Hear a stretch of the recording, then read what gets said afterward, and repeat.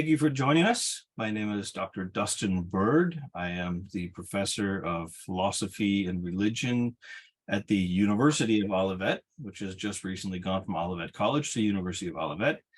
And today we'll be talking to Dr. Rudolf J. Siebert on the issue of liberation theology, past, present, and future. And so Dr. Rudolf Siebert is a professor emeritus at Western Michigan University in the Department of Comparative Religion, where he also taught in the Department of Sociology. And he taught at Western Michigan University for 54 years. He is the founder and director of two international courses, one in Dubrovnik, Croatia, and the other in Yalta, Ukraine, in the Crimea. He's written over 30 books and hundreds of articles on a variety of issues, including on the Frankfurt School and the critical theory of religion, his books and works on Hegel, political theology, psychology of religion. And over those 50-some years, he has developed what's called the critical theory of religion and society. He's recently published a book, Hegel and the Critical Theory of Religion, with Ekpyrosis Press. And he is currently writing a book on the authoritarian personality, and he is a member of the Institute for Critical Social Theory. So thank you for joining us, Dr. Siebert. Thank you. So today we're going to talk about liberation theology, which you're an expert in. You've written quite a bit on. So a little bit of background about liberation theology for those who are joining us. Liberation theology came about in the 1960s, particularly in Latin America, with Catholic theologians such as Gustavo Gutierrez, Leonardo Boff, Fray Beto, and the Jesuits Jean Luis II and John Sobrino. They turned Catholic theology's emphasis towards the liberation of the poor, the excluded, and the abused. In other words, the wretched of the earth. From the standpoint of faith, they stood against racism, capitalist exploitation, political disenfranchisement, and totalitarianism. From the New Testament, they developed a theology that expressed the preferential option for the poor, which brought them into conflict with many hierarchies, including social hierarchies, old colonial hierarchies, racial hierarchies, and of course, as always, class hierarchies. Their work influenced Protestants in Latin America, as well as Black theologians in the United States, the most prominent being James Cone. In the meantime, Palestinian liberation theologies, Islamic liberation theologies, and other theologies of oppressed people have been developed. Among German theologians, Johann Baptist Metz, Jürgen Moltmann, Dorothy Sohl are among the most prominent. And many German liberation theologians were influenced by the Frankfurt School and the critical theory of religion, as developed by individuals such as Ernst Bloch, Walter Benjamin, and Theodor Adorno. Despite grounding their theologies in biblical and other religious texts, liberation theologians were often accused of being Marxist, hiding behind a facade of Catholic faith. One of the most vicious critics was Cardinal Joseph Ratzinger, especially in the 1980s, who was then the prefect of the Congregation for the Doctrine of the Faith, the successor to the Holy Inquisition. Indeed, even Jorge Bergoglio, now Pope Francis, attempted to suppress liberation theology in his own country in Argentina when he was the head of the Jesuits, not because he didn't believe in the preferential option for the poor, but because it ran afoul of the relationship between the church and the authoritarian state. While it is certain that Marxist class analysis and other philosophical insights influenced liberation theology, the Catholic theologians always remained faithful to their belief in the emancipatory power of the risen Christ, while also believing that such a church would want their faith to be expressed in political, economic, and social action, not simply waiting for the return of Christ to resolve the social antagonisms that plague the existence of the wretched. Since its inception, liberation theology has been controversial, and today we'd like to explore that, get a better understanding of what it is. And we will do that with Dr. Rudolf J. Siebert. So Dr. Siebert, can you give a good definition or essential definition of what liberation theory is about? Well, I would say, first of all, it is a theology. That means it is a scientific reflection on faith on the faith of the church, but particularly on the faith of the Christian communities in Latin America as we were struggling.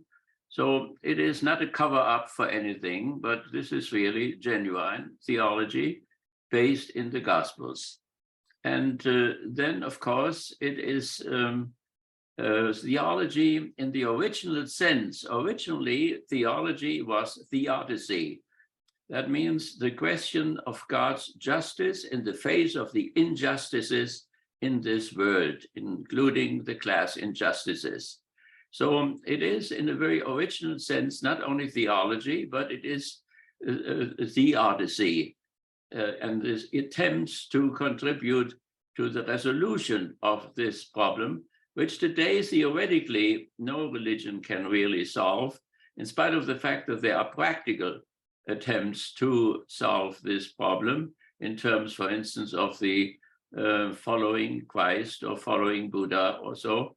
So there are practical attempts to solve this problem. And it's important, I think, the differentiation between liberation theology and the traditional one is that it is very much aware of the origin of all theology, and that is the question of God's goodness, man's freedom, and the origin of evil, specifically also social evils. Yeah, and obviously, when you're dealing with suffering, one of the causes of suffering is the class antagonisms, class exploitation, things like this. And I think this is where a lot of the influence of Marx comes in, or neo-Marxist, or the Frankfurt School is true. Is it true? Is Marx one of the main influences on liberation theology? Yes, I would say that Marx, but maybe not Marx directly, but also Marx as translated by the Frankfurt School, by Horkheimer, by Adorno, by Fromm, and so on. So it is the attempt to assimilate not only the bourgeois Enlightenment, but also the Marxist Enlightenment, and less so the Freudian Enlightenment. But it is those Enlightenment movements which have created great threats and harm to the church. From Hegel on, we can say that these Enlightenment movements have been deadly for the religions. And so the question is, if religion should shut itself off and just become authoritarian and simply resist it on authoritarian grounds, or if religion should go out of itself and come into discourse with the modern world and with secularism and so on. And the Second Vatican Council, of course, was the attempt to open up the church and come into discourse with the modern world. And the liberation theology, in that sense, originated at the same time in which the Second Vatican Council took place in the 60s. So it is one of the fruits of the Second Vatican Council. It is the attempt to realize the Second Vatican Council. So we know that the Second Vatican Council had a lot of backlash against it from, I mean, even someone like Ratzinger, who was a part of the Second Vatican Council, but then soon saw the reforms advocated in Vatican II to be a problem, at least for him. Did these same, I mean, does the politicization of the Catholic Church with liberation theology, when does that become a problem? Is that a problem? Was that a problem for those who? I think it happened always after the Council of the Vatican I. There was also resistance then which came up, and the old Catholics developed out of it a separate church. And so after a few years, also an opposition took place in the Catholic Church. Some extremes of it, the pious group was even excommunicated, but the opposition was much broader. And it expressed itself, for instance, of hanging on to the old form of the Mass. And this is still going on up to the present. And it is an opposition to the Pope, to Francis, which is visible every day at the Eternal Word television network. So this opposition is very strong up to this moment. They think that liberation theologians or others have simply misunderstood or misinterpreted what the council wanted, that the council was very conservative, that the council only affirmed the old values, the old dogmas, the old ethical principles, and that what the liberation theologians or others make out of it, that this was not really part of it in the very origin. So the opposition against the liberation theologians comes mainly out of these conservative circles in the Roman Catholic Church, which are particularly strong in the United States, and I think nowhere stronger than here. And the solidity, so what is the word? Solidarism movement, which the Pope has initiated, in which also bishops and lay people can vote equally and so on.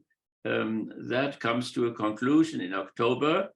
And in this solidarity movement, the bishops and the laity in France and in Germany have voted for things for which also the liberation theologians would probably stand. For instance, also women priests and women deacons and communion for divorced people and blessing of homosexual friendships.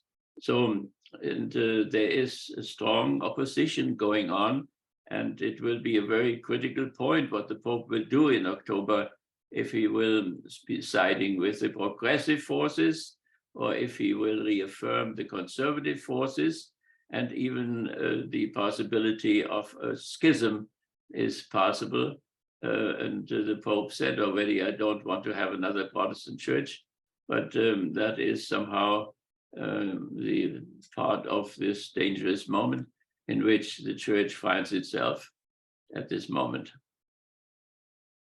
And with the politicization of the church, it always seemed like the more conservative forces were saying that that the church, through liberation theology, if it sides with the poor, then the rich who pay the bills will stop paying. You know, even Pope Francis today, a couple of years ago, when he was talking obviously about poverty and the poor and the need for the church to be a field hospital and to be a poor church for poor people. I remember media reports of very wealthy Catholics who donate a lot of money say, okay, we'll stop paying the bills as long as you keep condemning our system of capitalism. And it seemed like that has been an echo that happened just a few years ago. It's an echo of what the critique of what liberation theology was too, that the church allied itself with the wealthy, with the powerful to perpetuate the church. So if it turns its attention to the poor and condemns the wealthy, the money dries up, right? The access to resources dries up. Right. So I think it is important that we keep in mind in our discussion here what that is, this capitalism, of which obviously the liberation theology was very critical. There's no doubt about this. So, but what is capitalism? Capitalism is not state or whatever. Capitalism is simply the private appropriation of collective surplus labor or surplus value. Surplus value is the value which the workers create beyond their salary. They produce their wages or their salaries that also produce this surplus value. It is their product. And the question is it now collectively appropriated by those who produce it, or is it appropriated by those who have not produced it? And of course, the more you let the workers own their own product, the less surplus value goes to the side of the owners of the corporations and so on. And that is where the hostility comes from. So Maryknoll, I was with the Maryknoll missionaries, and I had every summer, I taught the sisters. There were two questions. One was that the sisters went to Nicaragua, El Salvador, and so on, and did not have any idea of socialism. So socialism now defined as the collective appropriation of surplus value. So the sisters had no idea, and it was my task to inform them about that, so they would know whom they have to deal with in these countries. And so then there was another problem which I had to solve. When the sisters came back, then the order wanted them to go home to their parents, to their family, and stay with the family for 6 weeks or so. But when they went home and told people, their American relatives, what went on in these countries, these people did not want to hear about it. And then the sisters just left after a few days and went back to Maryknoll, but did not stay with their relatives. So these two tasks I tried to solve, try to accomplish. And so what then happened, at a certain point, I had the feeling that the order became more conservative all the time, sent less people into the missions.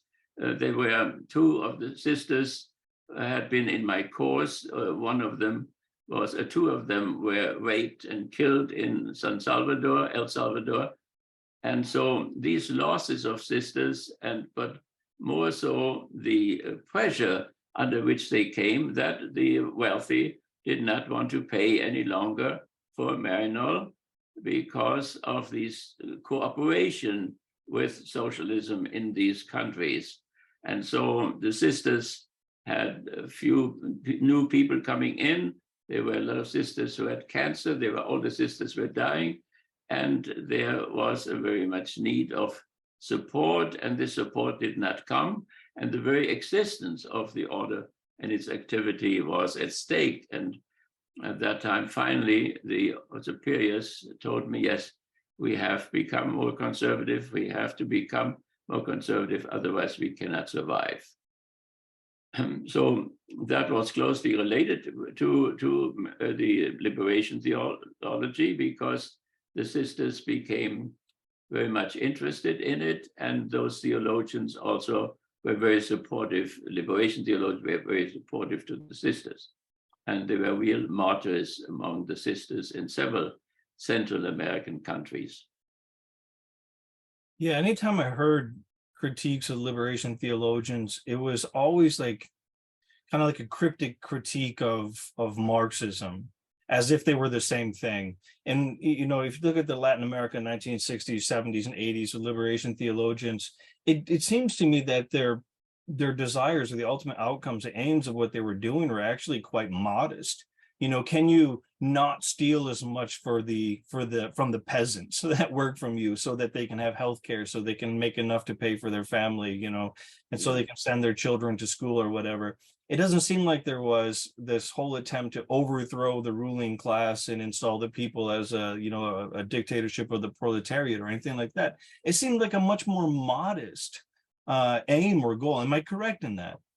Yeah, it was modest in an objective sense, but it touched the very nerve, of course, of capitalism, because if you make smaller or whatever the private appropriation of collective labor, on this growing wealth also depends power. So with this money, the owners can support conservative movements, conservative parties. So their wealth and their political power, they are really part of civil society, but through their money and through lobbying, they can influence the legislative process and can form and shape it in their own interest. So the attack against the private appropriation of collective labor, which the fascist party, for instance, in El Salvador or so protected and fought for. So when, for instance, 5 Jesuits always have theology, and they have another discipline. So 5 Jesuits who had studied economics, they studied the economic situation in El Salvador, how many sacks of coffee the workers produced, what they got from it, how much the middleman got until it finally came to the consumer.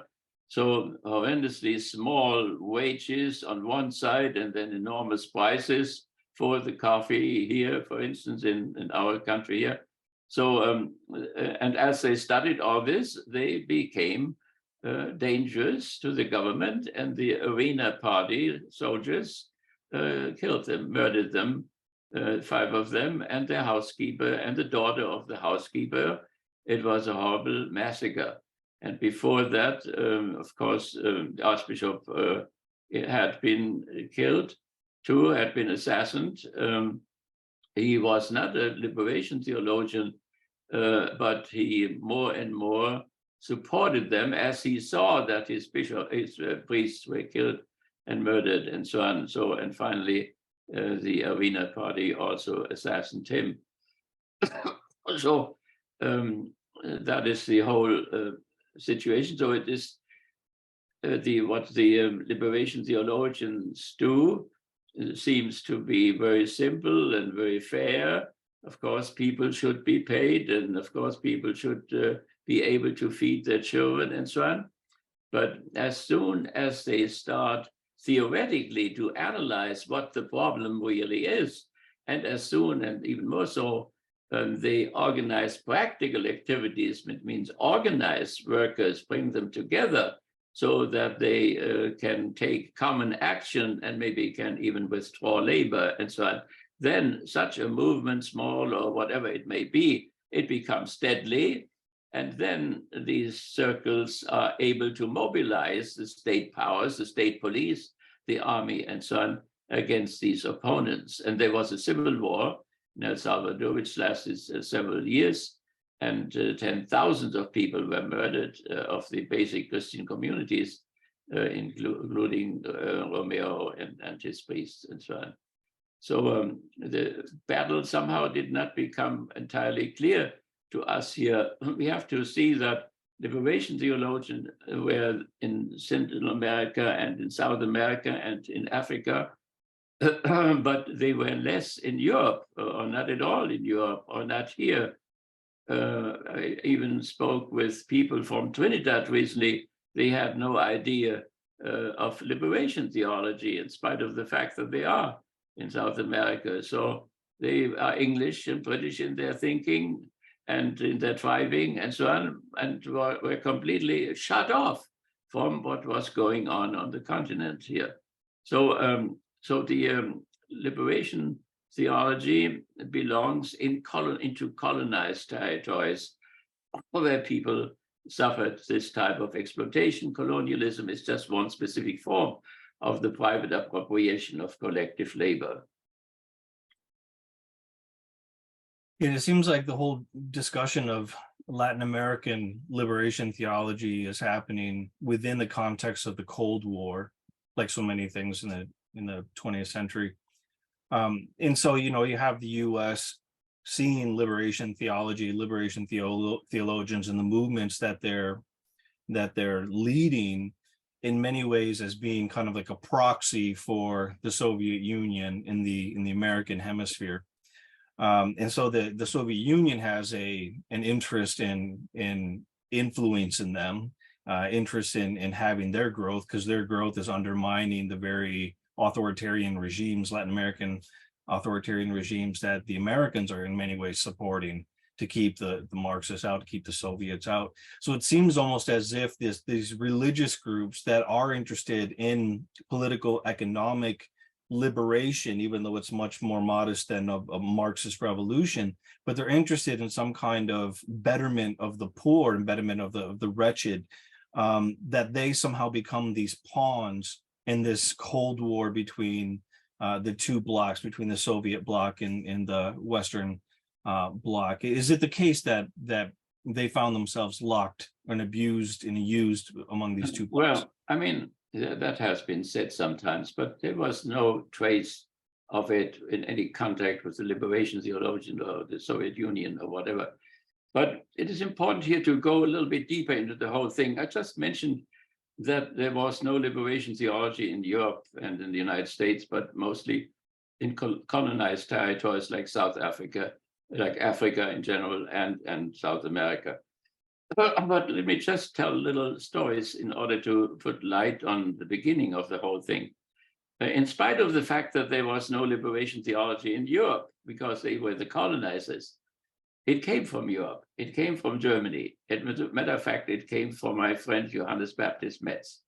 Johannes Baptist Metz established a new political theology. And liberation theology is a new political theology.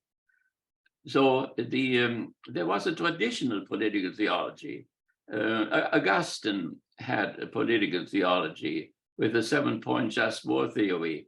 Thomas Aquinas had a political theology. They were all on the right. Thomas Aquinas thought one should beat up the serfs if they didn't work hard, like Henry Ford did with his workers here.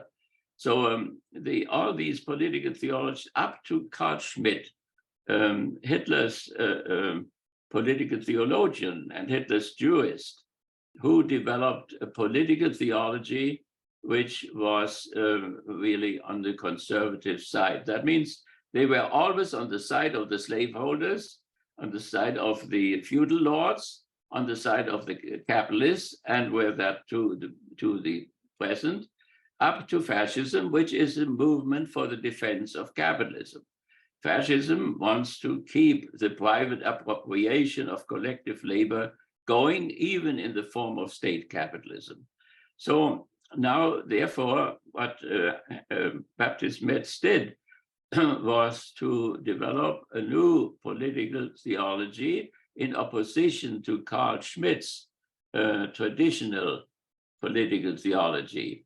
And the two met even. The old Carl Schmitt and the young priest Metz met in a parish, a Bavarian parish, which Metz had. And Moltmann was always laughing about this contradiction that Metz on one side has such a revolutionary political theology and at the same time such an old-fashioned and traditional Bavarian parish. But the two, Carl Schmitt and Metz, met in the parish one day before Mass, and they were sitting together and discussing each other. And there, Schmitt gave a definition of the new political theology. It was a Prometheus type of theology. And he had an Epimetheus type of a theology. That is how he defined or characterized the difference between the traditional and the modern type of political theology. So it is interesting when we look at the Prometheus thing, because it has some actuality for us, which we are not totally aware of. Prometheus was one of the Titans. The Titans were in rebellion against the gods, and the gods, from the Greek religion of fate and beauty, the gods became angry and punished the Titans, and Prometheus was nailed to a rock, and a bird came and ate up his liver slowly, just in punishment because he had given fire to the human beings and had made them scientifically and technically progressive and so on. So the interesting thing is that in 1912, the Titanic sank. The Titanic had exactly that name, and it was taken out of the Greek religion of fate and beauty, but it was fatalistic. It was a fate which really happened. The ship, which was never to sink, sank after a few days in the ocean, and it was a horrible shock, a shock for the bourgeoisie, which was in the climax of its scientific inventions, its economic adventures, and so on. And then, so 2 years later, came the World War I, and then came fascism, and then came World War II, and then came the whole struggle between the two powers, the capitalistic and the socialistic powers, the so-called Cold War, which obviously has not really ended. So, in spite of the fact that the Soviet Union changed. So this issue with the Titanism, with this ship, which became somehow symbolical for a titanic elements in the bourgeois capitalism, this has been repeated very shortly in this fate of the five capitalists who sank by just looking for the Titanic. They wanted to look at it, and by going down on Sunday, I think 2 weeks ago, they were not very deep yet when their new U-boat somehow exploded or imploded. So a horrible fate, but which has something to do with the idea that people can do whatever they want to, that they can move like Babylon, they can build skyscrapers, and God punishes them, but they don't listen to it, and so on. So it is interesting that the Greek religion had a story about what the gods are doing with the Titanic people. And of course, Judaism has stories like this. And of course, Christianity has stories like this. But somehow a more and more secularized society seems to be completely blind for the wisdom which these world religions had. And maybe one should listen a little bit more to them. Yeah, what does it say about the world in the big picture that people need liberation theology, right? I mean, especially in a post-secular society today, where in the West, at least, we've come to realize that secularization theories told us that religion would essentially be gone by now. And yet, with the post-secular tradition, we realize that, yes, secularization continues in many different areas, and we see it in our students, yet religion remains. And in many cases, the more secularization that you have, the more it penetrates into the family. Actually, the reaction to it is going to be much more stronger too. And so you get these more and more authoritarian forms of religion against the more secular ways of being in the world. And yet there are people who still see within religion a means towards liberation, where others see religion completely as, mental enslavement, or, what Freud would say, that it belongs to the infancy of mankind. And yet it remains both religion and theology and the need for liberation from that. So how do progressives, let's say, even deal with this idea that history was nothing but a success, successive movements towards progress, towards a betterment of society, and yet we still need this kind of liberation? Where are we today with this?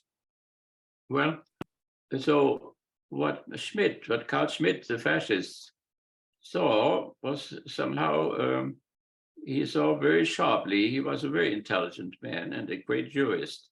So there is something prometheus kind of element in that liberation theology.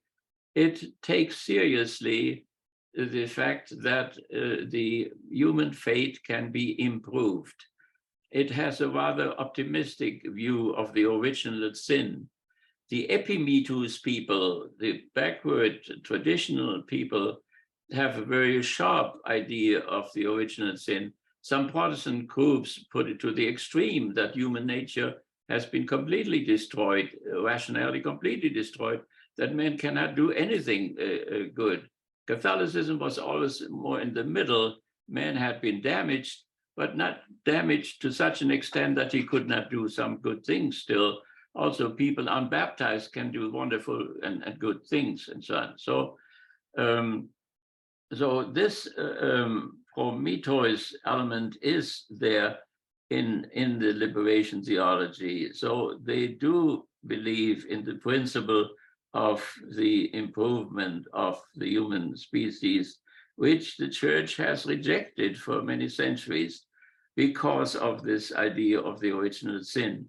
So we have to see that this for or against religion or whatever, whenever there is a revolution, then if religion has supported the old regime, religion will of course be attacked and will be replaced. So the bourgeois revolution in France replaced Catholicism, which had legitimated the House of Bourbon or the kingdom in France for many centuries, of course, was replaced by deism.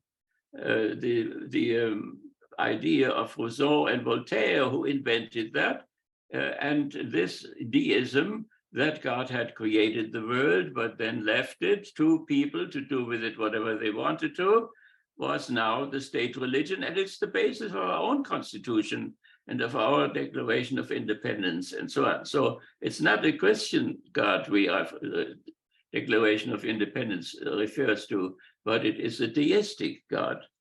So, and the same thing happened once more in the socialistic revolution, which had similar values. And in St. Petersburg, when the attack took place there, the orthodoxy, the Orthodox Church, had legitimated the House of Romanov and the kings in the Tsars in Russia for centuries. So when the revolution took place against them and the exploitation and the terror and so on, then of course the church also was attacked and was replaced. And then when the neoliberal counter-revolution set in and the Soviet Union collapsed, then the Tsar's bones were taken from Siberia and buried in St. Petersburg. And so then the religion returned, and hopefully it will not be used as a legitimation of a new regime again. So the issue why religion gets in trouble is that it legitimates, adjusts to the certain social system which is engaged in the private expropriation of collective labor, no matter if that is now slaveholder or if it's feudal or if it's capitalist and so on. Then the church becomes guilty by this participation, by also being paid out of the same robbery, and has to pay the price for this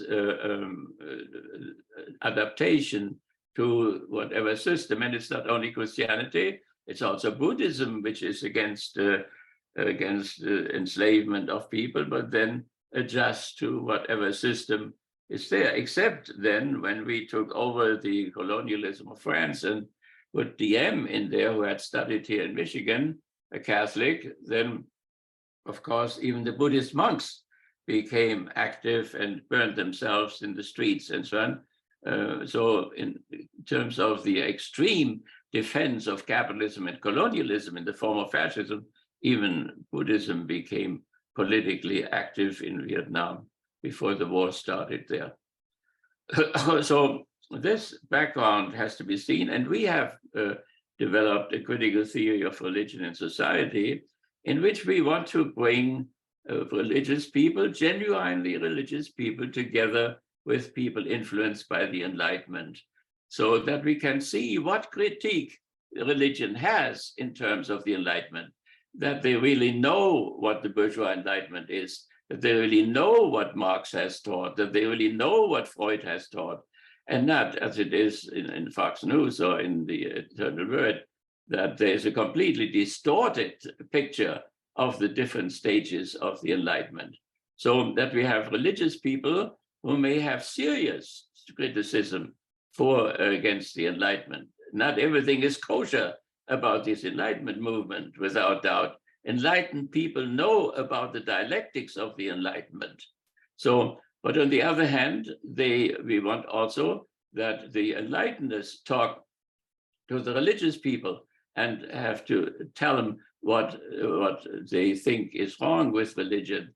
And what the Enlighteners will say is that religion conforms too easily because it has to exist itself, conforms to whatever system of domination or exploitation is there. So we want in our critical theory to let enlighteners and genuine religious people talk to each other.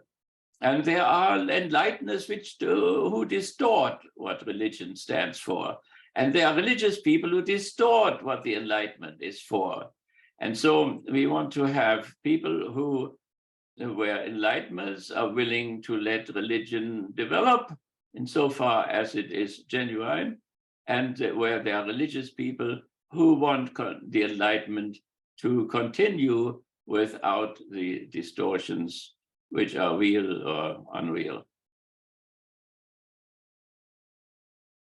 Yeah, it seemed to me that when you look at the struggles that liberation theology was a part of, it's almost as if the church, in the name of stability or in the name of its own interests, sided with what Napoleon said, those who have the bigger battalions, right? That it did that for so long that once a part of the church, in this case, the liberation theologians, sided with the victims of history, those who were left in the ditch of history, that all of a sudden it was a shock to the institution, to the establishment, that religion has now legitimated some kind of uprising against the status quo. And that's where you get these attempts to say, no, religion is not supposed to be political, or the church isn't supposed to be political, or to quote the Bible, render unto Caesar what is Caesar's and unto God what is God's. Don't mix the two. But it seems to me that the Gospels, at least, and even the book of Acts, and even the letters of Paul are a little more questionable, but the Gospels especially are inherently political documents, that this Jesus of Nazareth operated within a system of the Roman Empire that was collaborated with a Jewish ruling class. And that somehow his emancipatory system, even though it was not the same as a revolution, political revolution, it was qualitatively different, but it seemed to be a threat to the status quo. And therefore, when that type of element within the gospel was emphasized within liberation theology, the institutional church, backed by the ruling elites, somehow take notice and say, no, religion is supposed to be apolitical. Jesus loves everybody. I don't know if that really is the case. I mean, maybe it is the case that Jesus loves everybody, but I don't know if it's really the case that Christianity, especially in its first generations, were apolitical. It doesn't seem to me to be the case. Am I wrong in thinking this? Well, I mean, the original church was democratic, and it was even communistic. So if you look at chapter 2 and 4 and Acts and so on, it's obviously, and we cannot simply say, well, that was idealism or whatever. And so that was the beginning. And then, of course, the hierarchy came, and then we had the aristocratic element.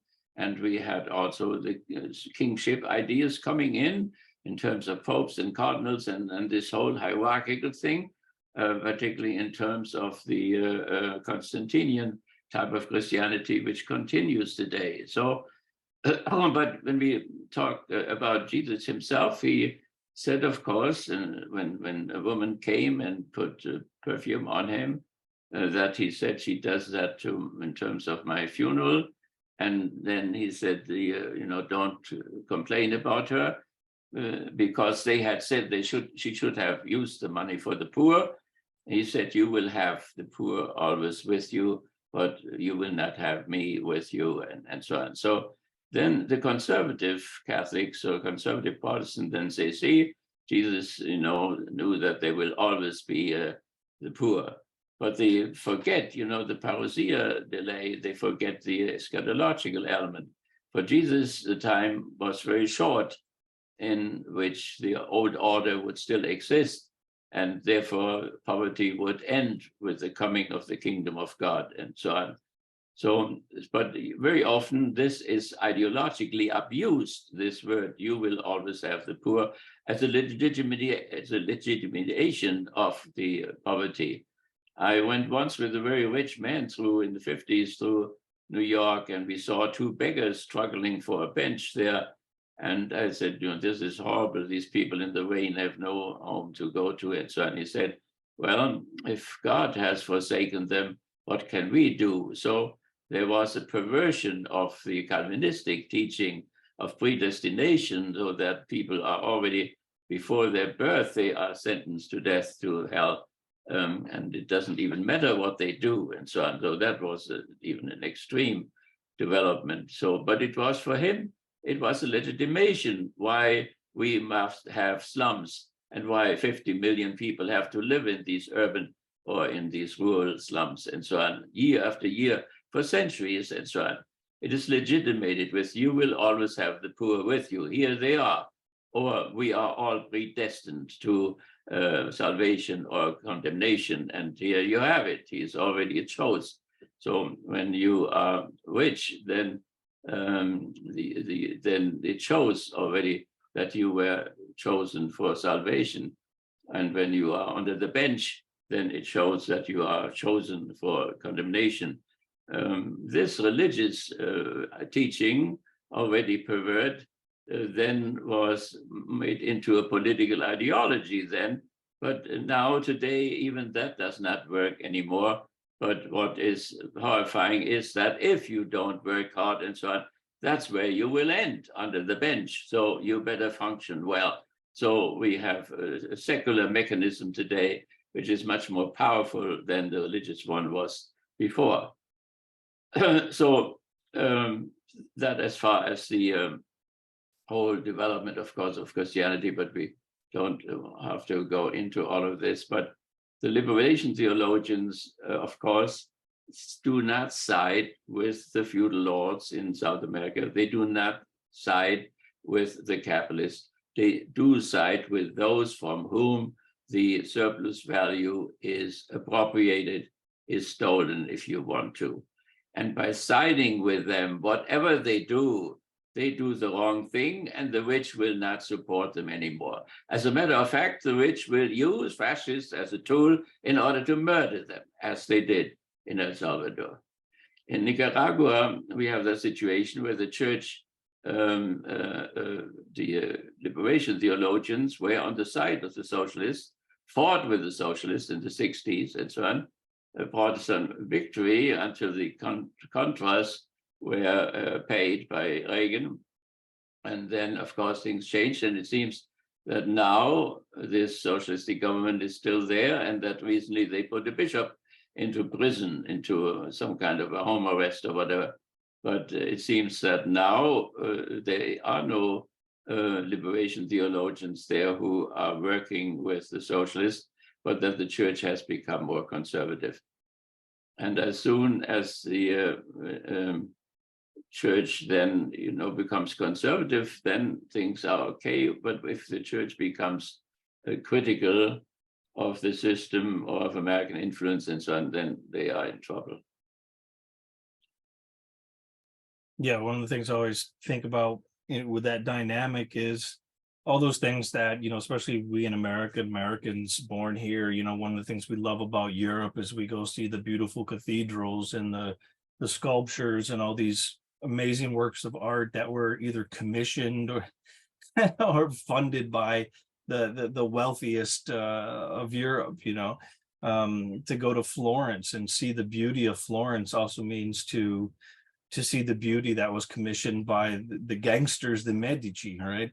And so that kind of dynamic, if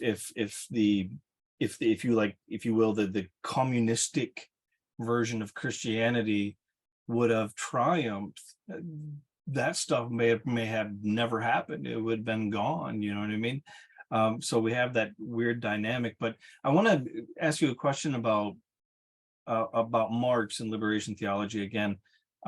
Marx gives us a very interesting definition of religion, that it's, everyone knows the opium of the masses, but he says it's the sigh of the oppressed creature, the heart of the heartless world. This type of sensitivity to the understanding of what religion is. But then he says it's the opiate of the masses. So it dulls their sense of injustice. It reconciles them to the world as it is, with the exploitation and abuse and things like that. And thus, Marx believes that the critique of religion is the first critique. Once you understand religion, what it is, you can put it aside, then you can go for revolution. And I think liberation theology in some kind of way shows that that's not exactly the case. It's not always the case that religion is opium. Sometimes it's Viagra, right? Sometimes it says no, it becomes even more sensitive to the suffering, to the misery of this, the social systems that are put in place and created for the benefit of the few over the benefit of the many. And so sometimes it puts a spotlight on the suffering. And in many ways, maybe that was one of the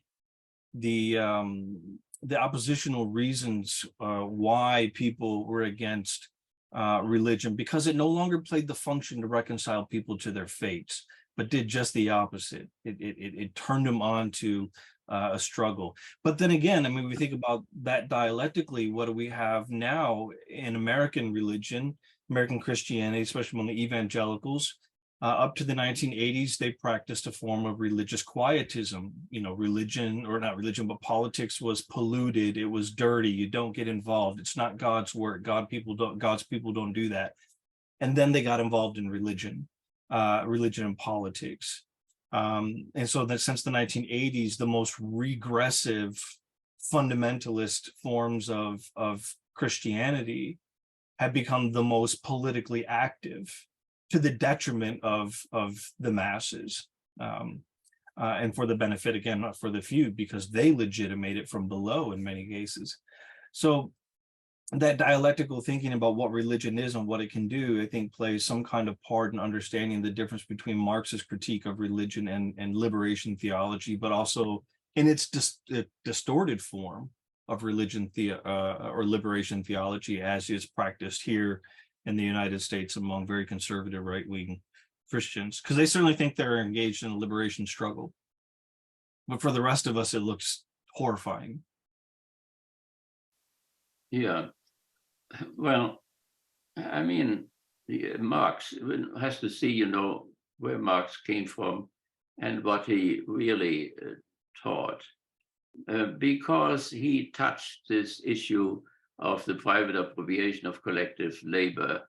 And of course, he became a persona non grata, and then, of course, his whole picture was distorted. He grew up in a family which converted to Protestantism, Jewish, and we don't know exactly how genuine this conversion was. The father was a lawyer, and maybe he needed this for his business, but nevertheless, they did convert. And then he grew up under Kantian influence, and Kant was a good Lutheran Protestant. And he grew up under Hegel's influence too, but Kant was much more important. And so maybe also contact with Spinoza. But in all his arguments, he takes really the side of Jesus. So he would not criticize Jesus like Nietzsche did, for instance, the last bourgeois Enlightenment, who would criticize Jesus for his slave morality and so on. Marx never did this. So Marx had a deep respect for the Jew, Jesus, and for his teaching, and was just angry that those who preached in his name in London and in Brussels and in Berlin and so on, that they did not really follow him. That whatever they did when he said, don't take revenge, the bourgeoisie took revenge, Whatever Jesus said, they contradicted him, but at the same time referred to his name. It was this hypocrisy which made him angry. And hypocrisy is also for Jesus a horrible thing. So therefore, it is not Marxism is not an attack on Jesus or those who seriously follow him or so. Marxists had always respect for all the priests who in the 30s or 40s or during the war and so on, who stood up against fascism and so on. They honored them and so on, and had no problem, would not say that they were immature or infantile or whatever. So, and the same thing is true for Freud as well. So it is important that one gives, that's at least what we can ask those who are in opposition to Marxism, that they give an adequate picture of what is there. And this, what is called that Marx became an atheist and so on. So he learned a lot from Feuerbach, and Feuerbach was in Hegel's lectures on religion. He went through them twice and then wrote a very interesting book in interpretation and so on. So Marx made maybe the mistake to believe that Feuerbach had settled the religious question and that he did not have to go into it anymore and so on. But what finally came out with Marx and Lenin and so on is that they were not entirely non-religious. The atheism and pantheism were very often mixed up. And so it is much more likely that they were in the tradition of Baruch Samoza's people. There were many young Jews, revolutionary Jews, who were inspired by the great ethics of Spinoza. And it is much more likely that Marx belongs into that tradition. So that the so-called socialism or communism, which they developed, that this had this pantheistic type of a background, a basis, which then was called atheism because it did not accept Yahweh or did not accept Allah or whatever, but it had the view of the unity of the universe and of an absolute universality in the name of which they did their work. So, but my friend Walter Dirks, he was very interested in this, and fascism prevented him to write his dissertation about it. But it would be worthwhile to see what the real basis of his theological basis of historical materialism is. So that would be a first requirement in terms of our critical theory of religion, that both sides can express their critique of the other side, and that we are willing to listen to both sides. So that religious people, when Marx makes this critique, that they are not following their own teaching, that we are taking that seriously and not just condemn him right away or so. And that on the other side, of course, Marxists or whatever, Freudians, and that they also see that not all religious people are infantile, or that they were great religious thinkers, maybe of a higher degree than they themselves were. So one should not underestimate the great thinkers which the different world religions produced. So, one should not take that lightly, and Marx would not have done so, and Freud would not have done so. Freud was against all philosophy, and of course religion too. But then he followed Arthur Schopenhauer, and when he discovered the death drive, he said, "Now we are in the camp of Schopenhauer again."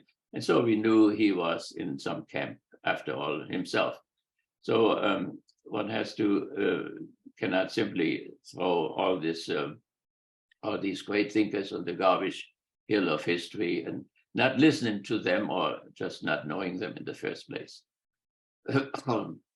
Yeah, we're coming to our last question here. And really it's about the legacy of liberation theology. In your estimation, was liberation theology a moment in time, something that corresponds to a time frame, but now that we've moved out of it, it no longer really belongs? Or was it a transformative theological movement, something that was a real hinge within theology? And the last question, of course, is can it still be a transformative force? Does it have that capacity, or is it exhausted now? Well, I mean, from the very start, liberation theology and political theology were not simply accidental. They were not independent from that what goes on otherwise in world history and so on. So after the Second World War and after the Vatican Council, there was a certain opening, a certain readiness to look at capitalism and what it is, and to look at socialism and what it is, and a certain sympathy in our youth, the youth movement, the youth rebellion, the youth movement in the 60s and 70s was also a symptom like this. And then came, of course, the neoliberal counter-revolution and the breakdown of the Soviet type, the Eastern Marxism, not the Western Marxism. And that moved, of course, the liberation theology further into the background in a certain sense. And culture war issues came to the foreground. Class was not discussed anymore, but now it was gender questions came into the foreground and so on. So, and the interest shifted. But this counter-revolution, of course, neoliberal counter-revolution will not last forever neither. And so certain people at a certain point will return to the class question, and they will discover that it underlies also the cultural problems as well. And if one could solve the class problem, the other problems would be solved as well. So therefore, history moves, everything moves, as Heraclitus said, and Hegel said, and Marx said, and so on. So therefore, as long as the neoliberal counter-revolution lasts, there will be less interest in it, but that will not be the end of the story. So I would say that, first of all, the basic Christian communities are going on in Africa and going on also in Latin America. And so this type of theology, which sides with a certain class, with the poor, with the so-called proletariat or the precariat and so on, there will always be Christians again who will not betray the teachings of Jesus to the ruling class and their interest, but will take him, Jesus, serious in his identification with the poor. He was a poor man and he identified with the poor man. And therefore, the liberation of the poor, or the idea of the realm of freedom on the basis of the realm of biological and economic necessity, the work for this type of liberation of this realm of freedom could very well be a preparation for the kingdom of God. Christians cannot cooperate with Marxists if Marxists would think that their realm of liberation is the kingdom of God. The kingdom of God is something different. But Christians do not have to be sitting there passively, but they can engage themselves not only in the stabilization of the order of exploitation, but they can also identify with those who suffer this injustice, from whom the surplus value is stolen. And therefore, I think there will be a continuation of the political theology of Metz and of the liberation theology of Guterres and so on in a new form. Well, that sounds like a good place to end. I think it's a little bit of a hopeful place to end. As long as the struggle continues, theology will have something to say about it, and should have something to say about it. So thank you very much, Dr. Siebert, for doing this discourse today. I think this was a wonderful discussion on a very important and interesting subject. You're welcome. Thank you for arranging it. Absolutely, anytime. And for our viewers, please come back. We will continue to do these and talk about these important issues within philosophy and theology and psychoanalysis and everything else that that matters to the world of people who are exploited and to the world of people who are thinking about that exploitation. So have a good day and see you all soon. Okay, bye-bye.